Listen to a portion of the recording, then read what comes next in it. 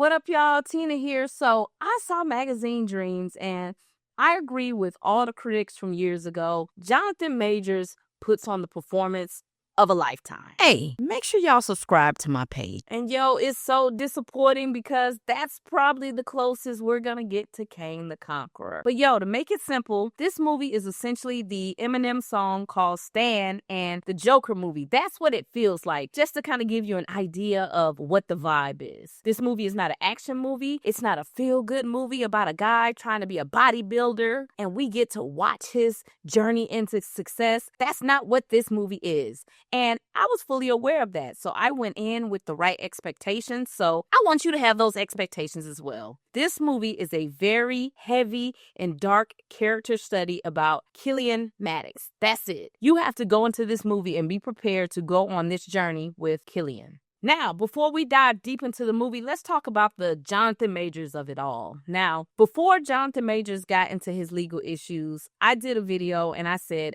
I was very concerned with some of the roles he was taking. You know what? All these movies seem to be extremely mentally heavy, and I hope he has a good therapist on standby. And all of these characters that he's playing in these upcoming movies seem kind of dark. We need to get him into like a little comedy or a little rom-com or something. I'm a little worried about your friend after these, next couple movies come out. These seem a little on the dark side. Because no matter how good of an actor you are, when you surround yourself with so much negativity, those things can creep into your real world. We know he's a method actor. He's said it before. When he's in a role, he's in it. And a lot of the trauma he's dealt with in his life seems to have attracted him to these dark roles, which unfortunately bring out the best actor in him. The question is, how much of that spills over into the real world? After watching this movie and seeing how he just does an outstanding job in this role, I start to question myself and say, do we continue to reward people who's done bad things? And when should people be given grace to just move on? I don't like R. Kelly. I don't like Diddy, because the R. Kellys and the Diddys and the Weinsteins and the Epsteins of the world create the Jonathan Majors. Meaning people like R. Kelly and Epstein who violate kids, they forever damage the Jonathan Majors of the world, who then grow up to become toxic to other people. Jonathan Majors has openly admitted that he was violated as a kid for many years by men and women. Jonathan Majors has admitted to having anger issues, mental health issues. So this isn't an attack on him. These are things that he's already acknowledged and owned. But for me, I've always felt like the R. Kelly and the Diddys of the world, if they go to jail, do their time, they should be able to come back into society and work. And I feel the same way about Jonathan Majors. If he went to jail, he's been convicted, sentenced, and he's completed his program that the judge assigned him to do, he should be able to continue to make a living for himself. Now, that doesn't mean Hollywood has to give him anything. He may have to pivot into something different, but I think somebody will roll the dice with him again because,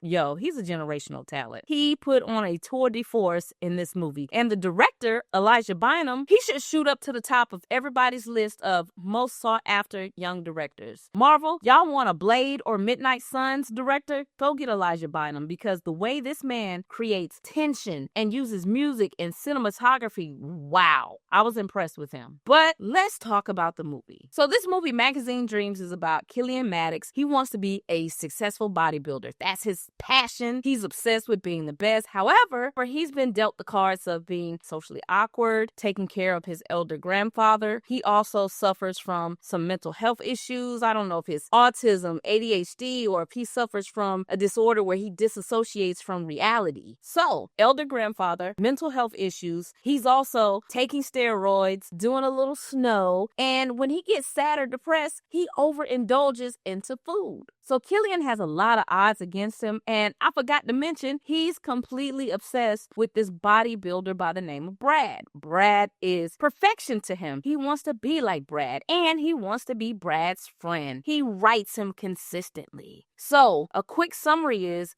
we meet Killian. He's practicing to be a bodybuilder. He scores high enough to move on to the next round. He meets a girl at work. They go on a date. He's socially awkward, so he ends up running her away. He doesn't really know how to have a normal conversation with her. He then continues to meet with his therapist to make sure his head is on straight so he can essentially keep custody of his grandfather to take care of him. Now listen to me. This hit home for me because I've taken care of my grandmother, and it is a very, very tough job being a caretaker. So you have a young man who's trying to balance his love for his grandfather, working a 9 to 5, a love life, and it just starts to fall apart because his grandfather had some painters come to the house and they didn't do a good job with the painting. So Killian calls him and was like, hey, can you guys come back? You guys didn't do a good job. Can you run some more paint across the house? And they pretty much was like, bro, we ain't coming back unless you paying. And Killian gets pissed because he loves his grandfather. He gets in his car and he tears some people office up.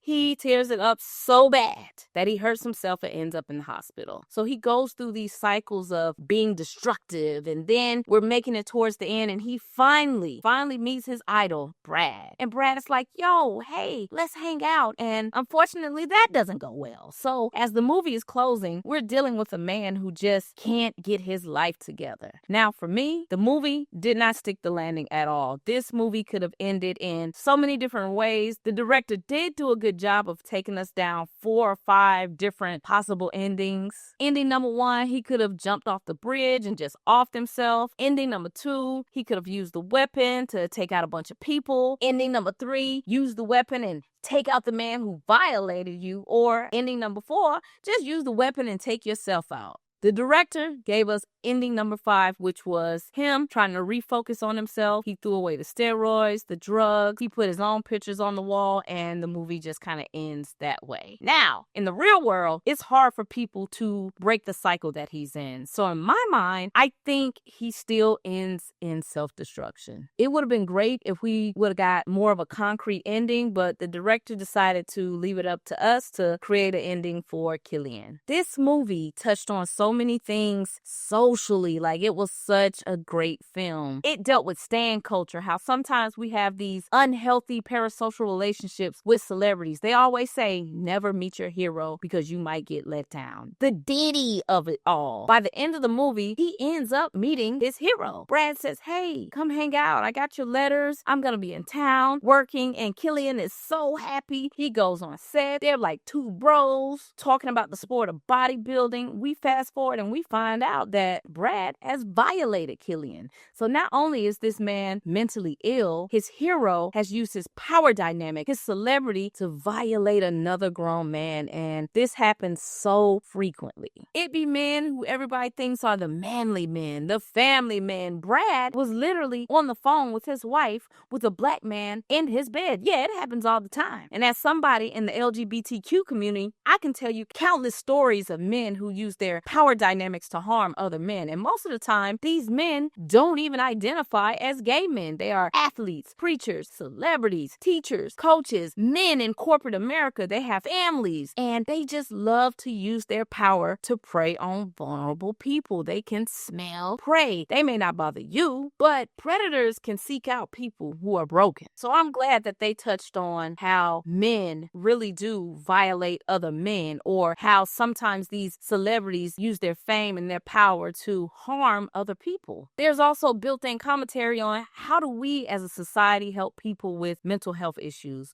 We all have a family member, a coworker, somebody in our life who we know that something's just a little off, but we either ignore them, pray for them. Sometimes we downplay that they have issues versus trying to figure out how to get people the help that they need, and not just therapy, actual support. And sometimes that support is community or mentors, somebody to really be there with them. This movie also touched on the topic of loneliness. There's a lot of people who are lonely. They don't know how to talk to potential partners, romantic counterparts. How do you help those people maneuver through the world in a healthy way? Because Killian wanted a girlfriend, but he's socially awkward. He doesn't know how to have a normal conversation because he's so isolated from the world. His main focus is his grandfather and bodybuilding. But he also wanted a friend too. How? How do we help people like that? And I think it's a conversation on us and how we as a society need to figure out how to offer assistance, because you have people like him who may have easy access to a weapon. And I'm glad the movie put that on display, how somebody with severe mental health issues can get a gun so very easily. Pure American culture. People like Killian need community. Community is so important because that man had the weight of the world on his shoulders and he had nobody to help ease that burden. And that's heavy and that's sad. Now, I didn't talk much about the scene with the lady of the night. I ain't gonna flex. I was scared for her because the movie had been so off the charts. I didn't know where we was going, and I'm so happy that we did not see him get to the point of harming any women in this film. I'm so glad the director, who's also the writer, did not want to go down that alley. We did not have to see that. I'm glad that was handled very tastefully with all three of the women featured in this film: the therapist, the potential girlfriend from work, and the lady of the night. Glad that was done tastefully. But man, everybody did a great job in this film. Every single supporting character, the little things about the therapist, just her way of emoting, the empathy that she had for him, but she knew there was not much she could do. This film was great. But back to the Jonathan Majors of it all. People have asked me, how did I feel about the audio? And my wish is, I hope Megan and his family had heard that audio before. I hope it was not a surprise to them. I hope it's something that they have dealt with and he's taken the necessary steps to work on rehabilitating himself. That's all I can really say about that audio, because to me, it sounded a little chopped and clipped and I can't really tell the full context of it. It does not sound good, but I also would like to hear more. I do think it was damaging to his brand that he was trying to rebuild. So I do think he's probably going to have another cooling off period where maybe for a year he has to lay low because he can't directly speak about that audio. That has been wrapped up and sealed in an NDA, and it's unfortunately leaked, and it shouldn't have, because whatever happened 3 years ago between him and Grace Jabari was worked out in criminal court. It was worked out in civil court. A deal was made. He paid her off. That was supposed to be the end between them two. But hey, Grace said it ain't over. And that woman does not want him to see the light of day of success. So he just has to climb and claw his way back in. That's it. Or take some time off, get your wife pregnant. Maybe next year you get a call from Tyler Perry, 50 Cent, Michael B. Jordan, who knows? So that's how I feel about the audio and his status in Hollywood right now. But Magazine Dreams, it was a solid film. It's not a movie I would like to revisit frequently. That doesn't make it bad. It's just heavy, kind of like Fruitvale Station or When They See Us. Some films I just don't need to watch multiple times. But for y'all, did y'all watch Magazine Dreams? And if you did you like it? Also, do you think Jonathan Majors has a chance of coming back into Hollywood? Thanks for hanging out with me. Peace.